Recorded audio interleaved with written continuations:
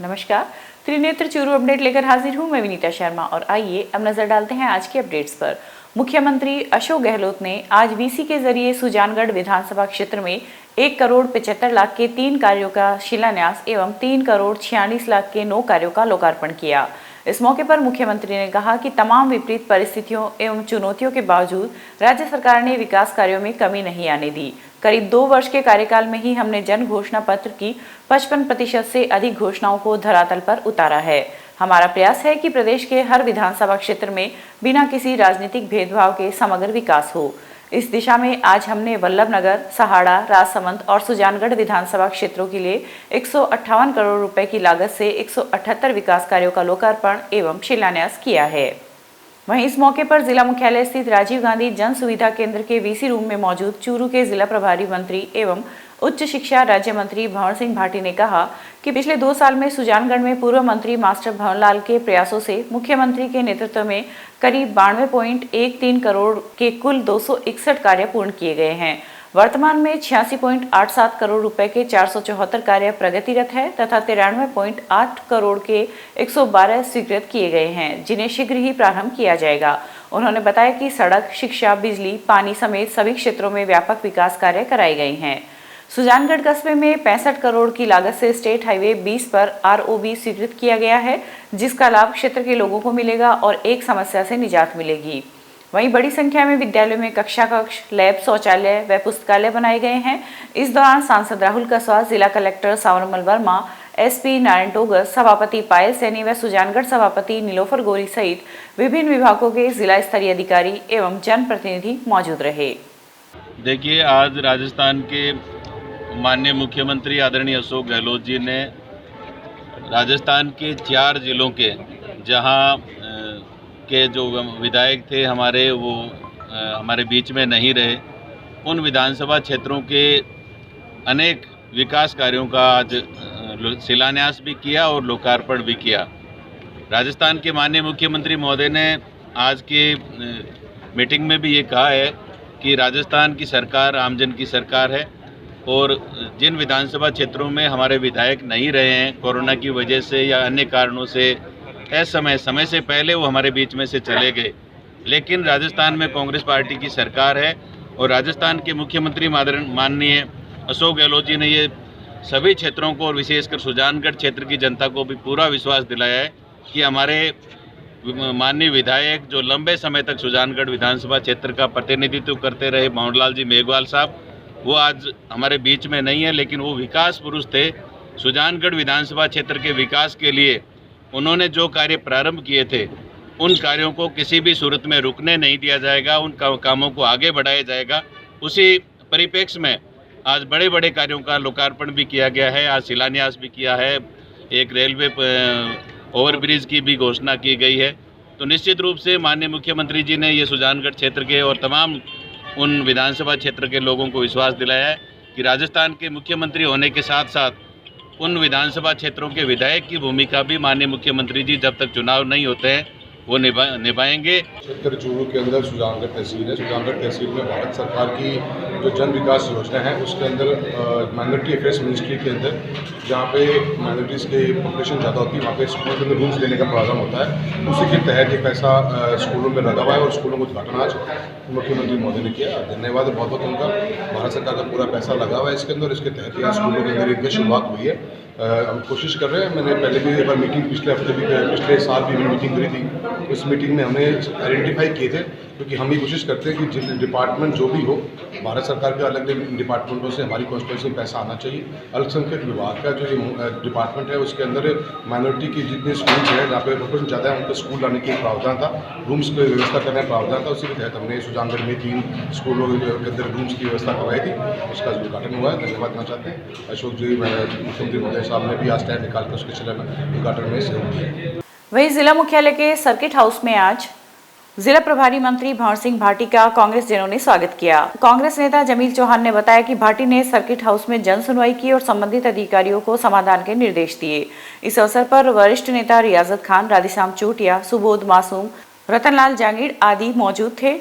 चूरू अग्रसेन नगर में जयपुर ओवरब्रिज को खोलने व अग्रसेन नगर के अंदर से गुजरने वाले भारी वाहनों को बंद करवाने के लिए अग्रसेन नगर सहित आसपास के कॉलोनी निवासी पिछले कई दिनों से अनिश्चितकालीन धरना दे रहे हैं। वहीं आज इसी समस्या को लेकर समिति के अध्यक्ष बनवारी लाल शर्मा के नेतृत्व में एक प्रतिनिधि मंडल ने सांसद राहुल कसवा, प्रभारी मंत्री भंवर सिंह भाटी व जिला कलेक्टर को ज्ञापन दिया। इस दौरान प्रभारी मंत्री ने कहा कि ओवरब्रिज के सर्वे हेतु जल्द ही रुड़की से एक टीम आएगी। वही सर्वे के बाद जो टीम के द्वारा गाइडेंस दी जाएगी उसी के तहत आगे की कार्रवाई की जाएगी। इस मौके पर अग्रसेन नगर सहित बड़ी संख्या में आसपास के कॉलोनी निवासी मौजूद थे। देखिए, जो ओवरब्रिज की समस्या का जो ज्ञापन अभी हमारे चूरू के लोगों ने जो दिया है, निश्चित रूप से इस पर पूरी कार्रवाई की जाएगी। लेकिन जो टेक्निकल जो टीम रुड़की से आनी है, विशेषज्ञों की टीम बनाई गई है, वो टीम आकर के इसकी रिपोर्ट देगी और उसकी रिपोर्ट देने के बाद में जो भी इसमें उनके द्वारा अनुशंसा की जाएगी, उनके द्वारा जो भी इसकी समाधान के लिए जो भी बात कही जाएगी, उस पर राज्य सरकार पूरी तरह से कार्रवाई करेगी और ये एक जायज़ समस्या है और इसका समाधान जल्दी से जल्दी किया जाएगा। ये माननीय मुख्यमंत्री महोदय के ध्यान में भी लाया गया है और इसको जैसे ही टीम की रिपोर्ट आएगी तो इस पर कार्रवाई की जाएगी। 2021 से और हम लोग अग्रसेन सर्किल पे धरने पे बैठे हैं। जो जयपुर रोड पर स्थित ओवरब्रिज है तो नवंबर 2018 से और हैवी व्हीकल्स के लिए पूर्णतया बंद है, केवल छोटे वाहनों के लिए शुरू किया हुआ है। राजस्थान सरकार और चूरू जिला प्रशासन के लिए ये जो जर्जर ओवरब्रिज है, ये एक सवाल पैदा कर रहा है कि ये क्या चूरू जिला प्रशासन की और राजस्थान सरकार की उचित कार्यशैली है? क्या ये उचित न्याय है? जनता के साथ में आम जनता इस ओवरब्रिज की वजह से त्रस्त है और हम लोग 9 दिन से धरने पे बैठे हैं, लेकिन ना राजस्थान सरकार ना जिला प्रशासन का कोई प्रतिनिधि हमसे आकर के एक बार मिला भी नहीं, हमसे पूछा भी नहीं कि क्या समस्या है और इसके निवारण पे बिल्कुल भी ध्यान नहीं दिया जा रहा है। और आज हम प्रभारी मंत्री श्रीमान भंवर सिंह जी भाटी जी जो है, इनको हम लोगों ने ज्ञापन दिया है कि हमारी समस्या पे ध्यान दें और इसका निराकरण करें। ये जो जर्जर ओवरब्रिज है, ये केवल अग्रसेन नगर, परशुराम नगर या ओम कॉलोनी या रामसरा गांव, केवल इन लोगों की समस्या नहीं है, बल्कि ये चूरू की गंभीर समस्या है। और दुर्भाग्य की बात है कि पूरा शहर और पूरा जिला प्रशासन और राजस्थान सरकार और जिले के संपूर्ण जनप्रतिनिधि इस विषय पर मौन है और उन्हें इस बात से कोई लेना देना नहीं है, आम जन की समस्या से कोई मतलब नहीं है। खाद्य सुरक्षा योजना का अनुचित रूप से लाभ उठाने वाले राज्य सरकार के कर्मचारियों को विभाग ने चिन्हित कर 11 फरवरी को नोटिस जारी किया है। रतनगढ़ के तत्कालीन एसडीएम रामअवतार कुमावत द्वारा राजस्थान खाद्य एवं नागरिक आपूर्ति विभाग व जिला कलेक्टर के आदेशों की पालना में 153 सरकारी कर्मचारियों को चिन्हित कर नोटिस जारी कर अनुचित रूप से खाद्य सुरक्षा योजना का लाभ ले रहे इन लोगों को 7 दिनों में 27 रुपए प्रति किलो की दर से गेहूं का मूल्य जमा करवाने के आदेश दिए थे। नोटिस मिलने के बाद गुरुवार व शुक्रवार को 44 कर्मचारियों ने राशि जमा करवाई है। प्रवर्तन निरीक्षक संपत कुमार ने बताया कि शुक्रवार तक 153 में से 44 कर्मचारियों ने 7,09,441 रुपए की राशि जमा करवाकर रसीद कार्यालय में जमा करवाई है। खाद्य सुरक्षा योजना का अनुचित लाभ लेने वाले सरकारी कर्मचारियों से 27 रुपए प्रति केजी के हिसाब से वसूली की जा रही है, जिसके अंतर्गत रतनगढ़ ब्लॉक में 7,09,000 रुपए की रिकवरी 2 दिन के अंदर हुई है, दिनांक 18 और 19 को। सभी को नोटिस जारी किए गए हैं और जो अभी 3 दिन के अंदर रिकवरी राशि जमा नहीं करवाएंगे उनके खिलाफ कानूनी कार्रवाई की जाएगी। कुल 153 लोगों को नोटिस जारी किया गया है। उनसे कितनी रिकवरी होनी है? लगभग 50 लाख के आसपास होने। सुजानगढ़ नगर परिषद के चुनाव के बाद नवनिर्वाचित सभापति नीलोफर गोरी की अध्यक्षता में एक बैठक का आयोजन किया गया। आयोजित बैठक में लेखाकार भंवरलाल मेघवाल ने 209.80 करोड़ की आय व्यय का बजट प्रस्तुत किया, जिसे विपक्ष के बहिर्गमन के पश्चात सर्वसम्मति से पारित कर दिया गया। बजट में राज्य सरकार को 100 सफाई कर्मियों के नवीन पद सृजित करने का प्रस्ताव भेजा गया है। इसके साथ ही शहर को गंदे पानी की निकासी से निजात देने के लिए ड्रेनेज योजना के लिए 50 करोड़ व शहर में विभिन्न स्थानों पर सौंदर्यकरण एवं डिवाइडर के लिए 5 करोड़ रुपए का प्रावधान रखा गया है। इस दौरान मंच पर उपसभापति अमित मारोठिया, आयुक्त सोहनलाल नायक तथा बैठक में कांग्रेस से पार्षद इद्रिस गोरी, बाबूलाल कुलदीप, इकबाल खान सहित अनेक पार्षदगण उपस्थित थे। वहीं नवनिर्वाचित सभापति एवं पार्षदों की पहली बैठक में ही विपक्ष ने बैठक शुरू होने के साथ ही बहिष्कार कर दिया। विपक्ष के नेता तनसुख प्रजापत ने बैठक में बजट रखने से पहले हाल ही में नवनिर्वाचित सभापति द्वारा 13 करोड़ रुपए के विकास कार्यों की स्वीकृति को लेकर सवाल किया कि इन्हीं कार्यों को लेकर जनवरी में टेंडर जारी किए जा चुके हैं, तो फिर नए सिरे से स्वीकृत करने की कहां आवश्यकता है। इन्होंने जो इस पदभार ग्रहण किया उससे पहले ही आंकड़ों को तोड़ मरोड़ के जनता के सामने, सुजानगढ़ की जनता को भ्रमित करने के लिए 13 करोड़ 60 लाख रुपए की कह रहे हैं कि हमने बैठते ही पदभार ग्रहण करते ही, जबकि उससे पहले जनवरी के महीने में इसके टेंडर हो चुके थे। बाद में उनको तोड़ मरोड़ के फिर 11/2 में और उनको टेंडर को किया, नगर पालिका का चुना लगाया है। उसके बाद में इन्होंने जो बजट के बारे में सूचना निकाली, उस सूचना में पार्षदों को कल तक इन्होंने बजट की कॉपी नहीं उपलब्ध कराई, और यहाँ तक कि आज जब पार्षद इंटर कर रहे थे उस समय उनको एक कॉपी की नकल दी जा रही है।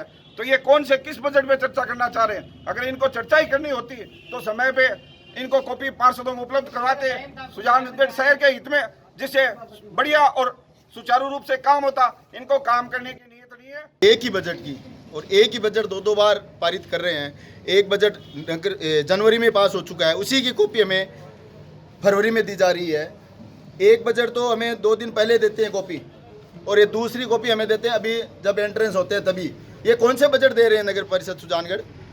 क्या कर रही है नगर परिषद सुजानगढ़?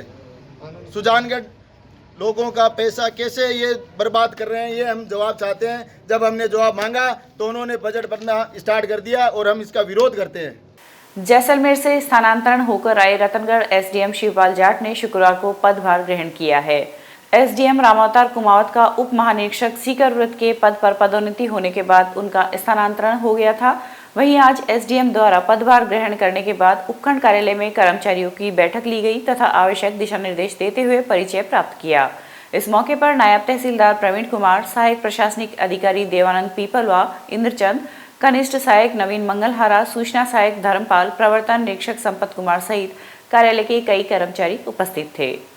सरदारशहर तहसील में घर घर पेयजल योजना के तहत क्षेत्र के 52 गांव के लोगों को मीठा पानी मिलेगा। इसके लिए 53.13 करोड़ रुपए मंजूर किए गए हैं। विधायक भंवरलाल शर्मा ने बताया कि इस परियोजना के तहत घर घर पानी का कनेक्शन दिया जाएगा। इस योजना के चालू हो जाने के बाद किसी महिला एवं व्यक्ति को बाहर से पानी नहीं लाना पड़ेगा। योजना की स्वीकृति के लिए ग्रामीणों ने विधायक भंवरलाल शर्मा का आभार व्यक्त किया। ऐसा है, ये जल मिशन योजना के अंतर्गत सरदार शहर के तहसील के 52 गाँव में जहाँ दूर दराज में कहीं पानी नहीं मिलता था और मिलों से लाना पड़ता था, उन गाँव को घर घर कनेक्शन देने के लिए गृहिणियों को कहीं बाहर नहीं जाना पड़ेगा, नहीं तो उनको शहर पे जाना पड़ेगा, नहीं कुएं पे जाना पड़ेगा। तो इस प्रकार 52 गाँव को घर घर कनेक्शन दिला के योजना मंजूर कराई है। महिला उत्पीड़न की बढ़ रही घटनाओं को रोकने एवं ऐसी परिस्थितियों में अपने आप का बचाव कैसे किया जाए, इसके लिए छात्राओं को मार्शल आर्ट्स के टिप्स बताए जाएंगे। इस कार्य के लिए रतनगढ़ ब्लॉक की 91 शिक्षिकाएं प्रशिक्षण ले रही हैं। भारत सरकार के मानव संसाधन विकास मंत्रालय के निर्देश पर रतनगढ़ की राजकीय बाजोरिया माध्यमिक स्कूल एवं राजकीय नवीन स्कूल में उक्त शिविरों का आयोजन किया जा रहा है।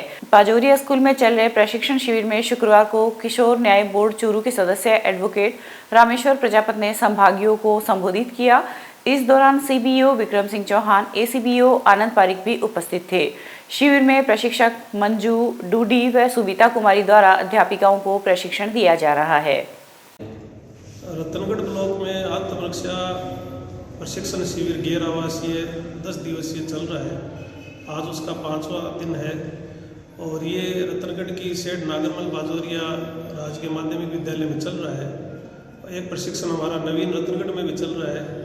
तो इसके अंदर हमारे मास्टर ट्रेनर जो है वो आत्मरक्षा से संबंधित मार्शल आर्ट या अन्य जो गुर हैं वो सिखाते हैं और फिर जो संभागी हैं सीख कर अपने विद्यालय में जाके कक्षा 6 से 12 तक की बालिकाओं को ये गुर सिखाएंगे, जिससे वो अपनी सुरक्षा स्वयं कर सके। शिविर का मुख्य उद्देश्य यही है कि बालिकाओं को सशक्त और सुदृढ़ बनाना, ताकि वो अपनी सुरक्षा स्वयं कर सके। तारानगर में आज 10 दिवसीय आत्मरक्षा प्रशिक्षण का समापन सीबीओ वीरेंद्र कुमार की अध्यक्षता में हुआ। समापन सत्र में मुख्य वक्ता ओम प्रकाश शर्मा ने खेल में महिलाओं की भागीदारी विषय पर उद्बोधन दिया। इस दौरान शिविर प्रभारी गोपी राम सारण ने पूरे प्रशिक्षण का मूल्यांकन कर श्रेष्ठ प्रशिक्षण बताया। इस अवसर पर एसीबीओ डॉक्टर अशोक जांगीर ने समस्त वक्ताओं, व्यवस्थापक, दक्ष प्रशिक्षकों एवं संभागियों का आभार व्यक्त करते हुए प्रशिक्षण की विधाओं को छात्राओं तक पहुंचाने का आह्वान किया। प्रशिक्षण तारानगर ब्लॉक में 2 चरणों में चलाया जा रहा है, जिसमें प्रथम चरण पूरा हुआ। प्रथम चरण का कार्य 10 फरवरी से 19 फरवरी के बीच में हुआ, जिसमें दक्ष प्रशिक्षकों द्वारा बहुत शानदार तरीके से मार्शल आर्ट्स सिखाई गई, जिससे संभागियों में आत्मबल मजबूत हुआ। इस आत्मबल की बदौलत समस्त संभागी अपने विद्यालय में जाकर छात्राओं को आत्मरक्षा प्रशिक्षण देंगी और होने वाली अवांछित घटनाओं से बालिकाओं को मजबूत करेगी। इस कार्य में इस कार्यालय के समस्त सहयोगी साथियों ने बहुत बढ़ चढ़कर भाग लिया और प्रशिक्षण को सफल किया। प्रशिक्षण को सफल करने में दक्ष प्रशिक्षकों की अहम भूमिका रही। वहीं सरदार शहर में भी 10 दिवसीय आत्मरक्षा प्रशिक्षण का तृतीय दिन का शुभारंभ मां सरस्वती के समक्ष दीप प्रज्वलित कर किया गया। इस अवसर पर सीबीईओ शशिबाला खत्री, एसीबीईओ अशोक गौड़ व बाबूलाल शास्त्री, आरपी राकेश खिलाड़िया व कस्तूरबा प्रधानाध्यापक जमुना शर्मा की उपस्थिति में संभागीय ने आज कराटे व हैंड मूवमेंट का प्रशिक्षण प्राप्त किया। इस अवसर पर खत्री ने कहा कि योग एवं प्राणायाम जीवन का आधार है, हमें योग को पूर्ण मनोयोग से आत्मसात करना है। इस अवसर पर martial art national award winner Arjun Singh Rathore ने मार्शल आर्ट का अभ्यास करवाया। भादरा नगर पालिका के द्वारा आज मुख्य बाजार में अस्थायी अतिक्रमण को हटाया गया। 2 दिन पूर्व पालिका द्वारा सभी व्यापारियों को अतिक्रमण हटाने हेतु समझाइश की गई थी, जिसके बावजूद जिन व्यापारियों ने अतिक्रमण नहीं हटाया, आज उन पर कार्रवाई करते हुए अस्थायी अतिक्रमण को हटाया गया। वहीं कार्रवाई को लेकर मूर्ति चौक पर व्यापारियों ने सफाई निरीक्षक को बाजार बंद करने की चेतावनी भी दी। इस दौरान सफाई निरीक्षक सुनील वर्मा ने बताया कि ईओ गुरदीप सिंह व अध्यक्ष हाजी दाऊद खां कुरैशी के निर्देशानुसार अभियान को आगे भी जारी रखा जाएगा। पूरे मार्केट में मैंने समान रूप से प्रत्येक दुकान वालों को ये बात कही है कि आपने जो अपनी दुकान के आगे बाहर सामान लगा रखा है वो सारा सामान अंदर रखो, ठीक है। और व्यक्ति विशेष के लिए मैं नहीं कह सकता, व्यक्ति विशेष के लिए मैंने किसी का नहीं छोड़ा। ये बात मैंने पहले भी कही है कि बाजार के जो लोग हैं उनके लिए, सबके लिए अभियान, चाहे वो दुकानदार हो चाहे वो कोई और हो। वक्त हो चुका है एक अंतराल का। श्री दादू दयाल सैंडस्टोन हमारे यहाँ पर करौली, धौलपुर, बंसी, पहाड़पुर के पत्थरों पर कुशल कारीगरों के द्वारा नक्काशी व खुदाई का कार्य किया जाता है।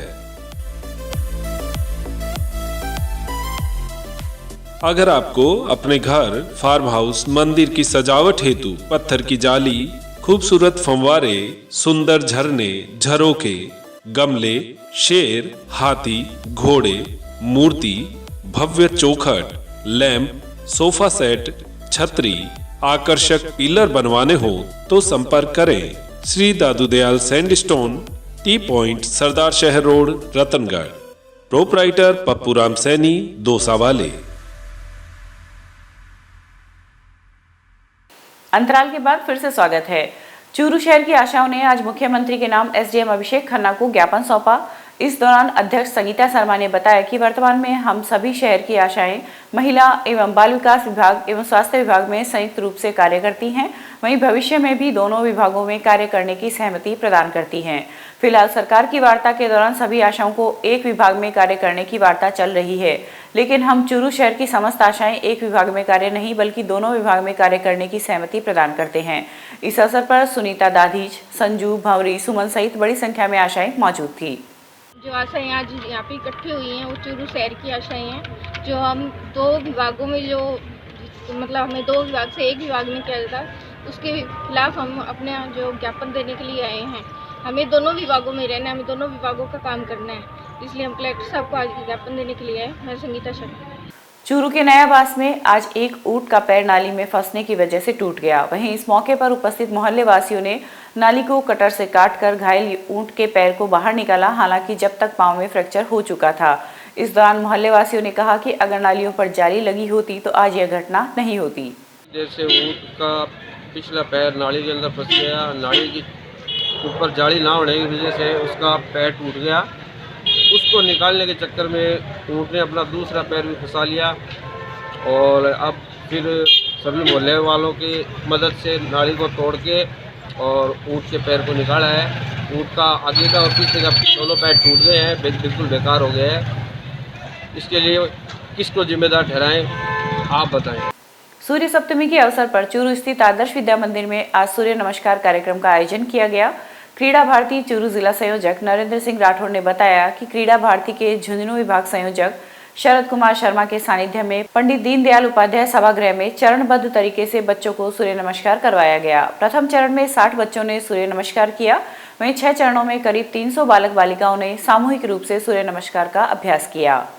आज सूर्य सप्तमी का पर्व हमारे झुंझुनू विभाग के जिला संयोजक शरद जी शर्मा के नेतृत्व में मनाया गया, जिसके दौरान हम बालकों को चरणबद्ध तरीके से सूर्य की महिमा, सूर्य सप्तमी की महिमा के बारे में बताया गया।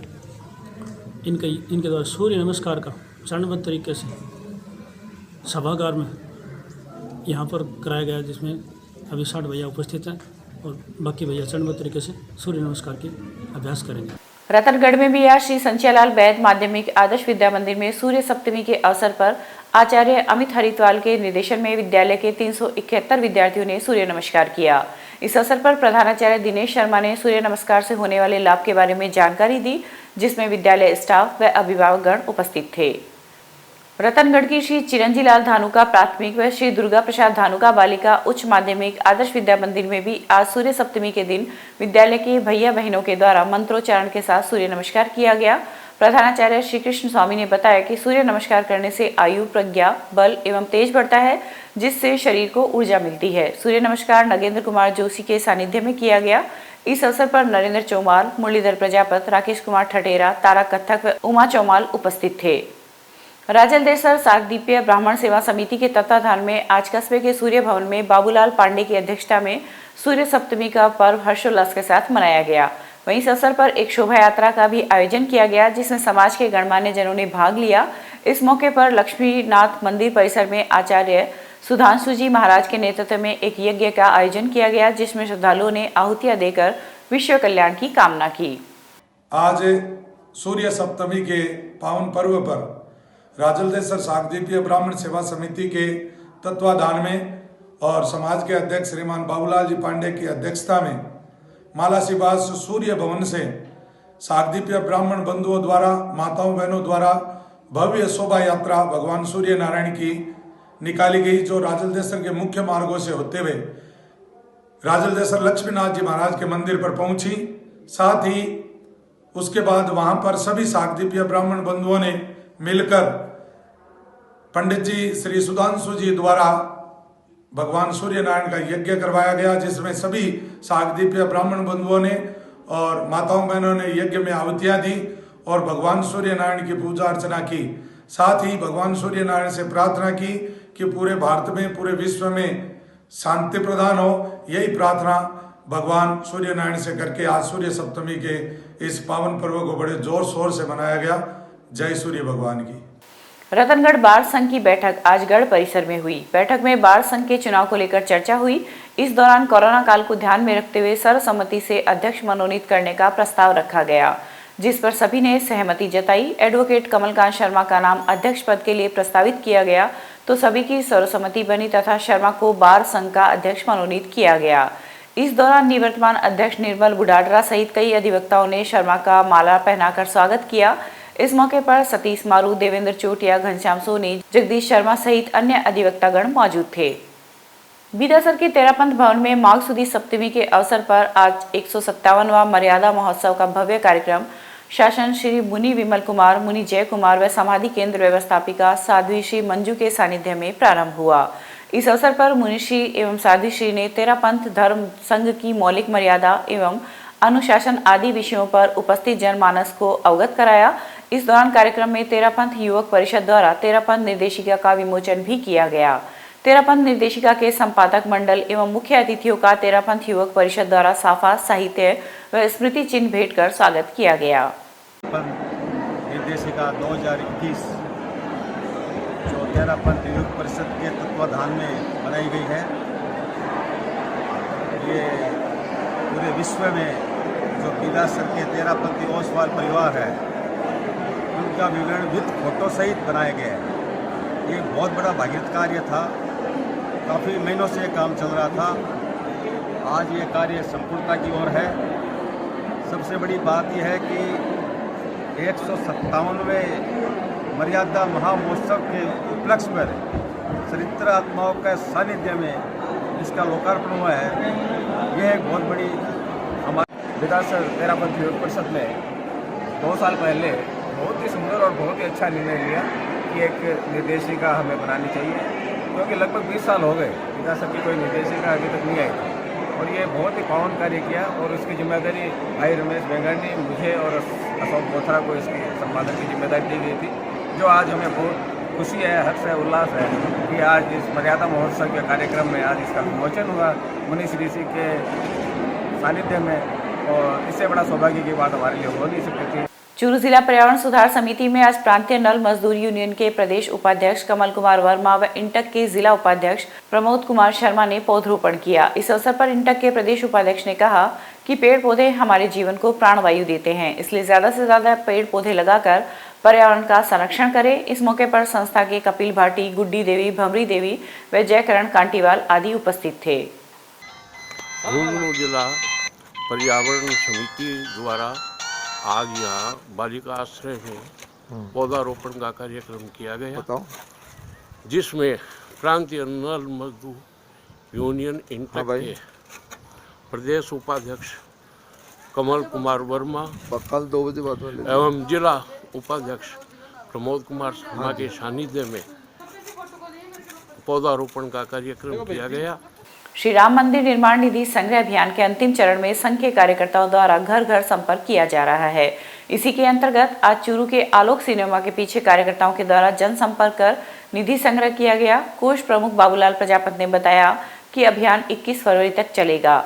मंदिर निर्माण में प्रत्येक घर का कुछ न कुछ समर्पण हो, इस हेतु कार्यकर्ताओं द्वारा टोली बनाकर सतत घर घर संपर्क किया जा रहा है। ये था आज का चूरू अपडेट। कल फिर हाजिर होंगे नई अपडेट के साथ। अब दीजिए इजाजत, नमस्कार। श्री दादू दयाल सैंडस्टोन हमारे यहाँ पर करौली, धौलपुर, बंसी पहाड़पुर के पत्थरों पर कुशल कारीगरों के द्वारा नक्काशी व खुदाई का कार्य किया जाता है। अगर आपको अपने घर, फार्म हाउस, मंदिर की सजावट हेतु पत्थर की जाली, खूबसूरत फंवारे, सुंदर झरने, झरोके, गमले, शेर, हाथी, घोड़े, मूर्ति, भव्य चौखट, लैंप, सोफा सेट, छतरी, आकर्षक पिलर बनवाने हो तो संपर्क करें श्री दादू दयाल सैंडस्टोन, टी पॉइंट, सरदार शहर रोड, रतनगढ़। प्रोपराइटर पप्पू राम सैनी, दोसा वाले।